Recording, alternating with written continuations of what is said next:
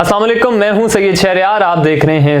Scene ये है कि फवाद चौधरी साहब ने काशिफ अब्बासी साहब को अपना एक इंटरव्यू दिया और इस इंटरव्यू में उन्होंने अपनी गिरफ्तारी का अहवाल बताया। एक ऐसा सवाल था कि जिस वक्त फवाद चौधरी साहब का दिल भारी हो गया, आवाज़ भारी हो गई और आंखों से आंसू निकले। सबसे पहले मैं चाहूँगा आप वो क्लिप देखें और उसके बाद फिर गुफ्तगू करें। बच्चे जब मिलने आए तो व्हाट हैपेंड?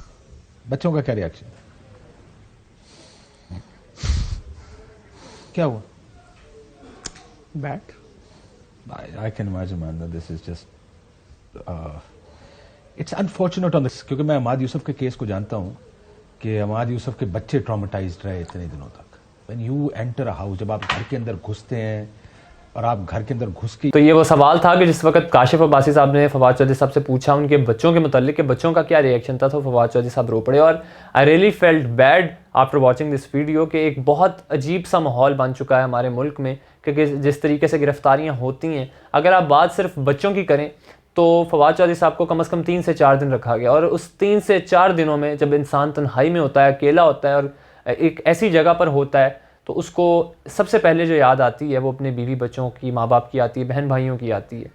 तो आप अगर बात फवाद चौधरी साहब की करें तो उनके साथ बहुत नाइंसाफ़ी हुई, बहुत जुल्म हुआ। और उनके बच्चों के साथ भी जुल्म है कि आप छोटे बच्चे हैं, अगर आप देखें तो जिन बच्चों ने 15-16 गाड़ियाँ पुलिस की देखी, अपने बाप की गिरफ्तारी देखी और अपने बाप को चलते टीवी पे देखा हो, अखबारों में देखा हो, मुख्तलिफ लोगों से सुना हो, तो उन बच्चों के जो है सारी ज़िंदगी के लिए बात उनके दिमाग में बैठ जाती है। और एक जो कोई भी ज़रूरी नहीं कि कोई सियासतदान ही हो, कोई भी बाप हो, कोई भी माँ हो, तो उसको हमेशा उसके बच्चे आइडियलाइज़ करते हैं, उसको देख के बोलना सीखते हैं, चलना सीखते हैं, खाना पीना सीखते हैं, तमाम तर मामलात अडॉप्ट करते हैं अपने माँ बाप को देख कर। तो ये अगर बात फवाद चौधरी साहब की करते हैं तो बहुत दुख हुआ ये सब देख कर कि उनके साथ जिस तरीके से जो सलूक किया गया, उनके मुंह पर काला कपड़ा डाल दिया गया, हथकड़ियाँ लगा दी गई, उनको हथकड़ियाँ लगा कर पूरा लाहौर घुमाते रहे।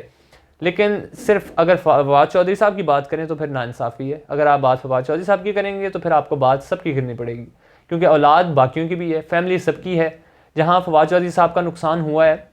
बेशक वो इमोशनल डैमेज है, फाइनेंशियल डैमेज है, लेकिन वो डैमेज शहबाज गिल का भी है, वो डैमेज आज़म सवाती का भी है, वो डैमेज दीगर लोगों का भी है। लेकिन जब आप एक लिस्ट तैयार करते हैं तो ये एक ऐसी लिस्ट तैयार होती है कि जो कभी मेरा ख्याल है कहीं आगे ख़त्म हो नहीं सकती। क्योंकि जब आप बात करेंगे, लिस्ट बनाएंगे, तो फिर आपको नवाज शरीफ का नाम भी लिखना पड़ेगा, फिर आपको खाकान अब्बासी का नाम भी लिखना पड़ेगा, फिर आपको शौकत अजीज़ का नाम लिखना पड़ेगा, राजा परवेज़ अशरफ का नाम लिखना पड़ेगा, यूसुफ रज़ा गिलानी का नाम लिखना पड़ेगा, आसिफ जरदारी का नाम लिखना पड़ेगा, शहबाज शरीफ का नाम लिखना पड़ेगा, कायम अली शाह का नाम लिखना पड़ेगा, नवाब असलम रहसानी का नाम लिखना पड़ेगा, सनाउल्लाह ज़हरी का नाम लिखना पड़ेगा,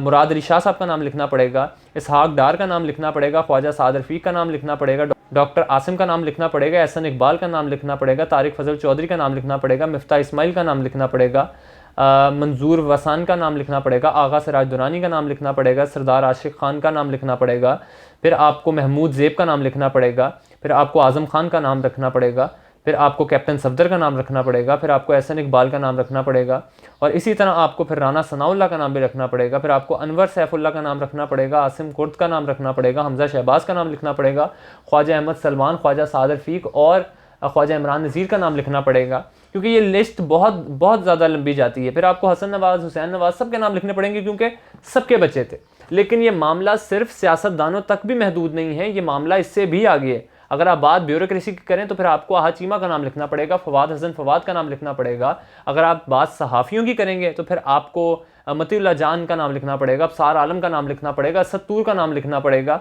रिजवान रज़ी का नाम लिखना पड़ेगा, मीर शकीलुर रहमान का नाम लिखना पड़ेगा, मोहसिन बेग का नाम लिखना पड़ेगा, आसमा शहराजी का नाम लिखना पड़ेगा, करीदा फ़ारूकी का, सना बुचा का और मोहसिन बेग, इन तमाम लोगों के मतलब नाम आपको लिखने पड़ेंगे। मंसूर अली खान का लिखना पड़ेगा, क्योंकि जिस तरीके से ट्रोलिंग इनकी की जाती है, जिस तरीके से इमरान खान ने एक बयानिया बनाया कि ये सब इस मुल्क के लिए ख़तरा है, इस मुल्क के लिए एक अलार्मिंग सिचुएशन बनाई गई अपने सिर्फ बयानिए को जो है वो तैयार करने के लिए कि सब चोर डाकू और गद्दार हैं, सिर्फ जो ठीक है वो पाकिस्तान तहरीक इंसाफ है, बाकी सब गलत हैं, सब करप्टोल है, सिर्फ ठीक है तो वो पाकिस्तान तहरीक इंसाफ है, बाकी सब ने इस मुल्क को लूट के खा लिया है। सिर्फ इस बयानिए के बनाने के चक्करों में आपने लोगों के जो है कारोबार उनको तबाह किया, लोगों के इमोशंस को तबाह किया, उनकी फैमिली को नुकसान पहुंचाया आपने। और जब आप बात करें अगर सिर्फ 1-2 केसेस की, तो फिर इस तरह नहीं हो सकता। अगर आपको बात करनी पड़ेगी फिर आपको सारे बच्चों को इक्वलेंट रख के,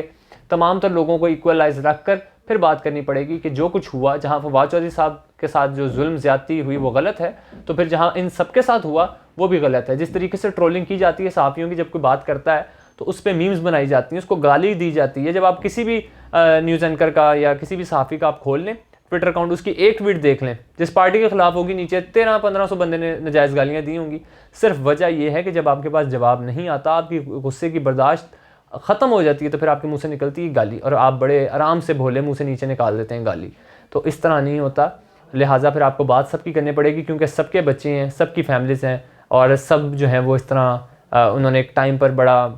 बड़ी चीज़ें बर्दाश्त की हैं, जो हैं वो लोगों को जो इमोशंस के साथ खेला गया है, तो सबकी बात करनी पड़ेगी। फिर इस तरह बाकियों के साथ नाइंसाफ़ी होगी।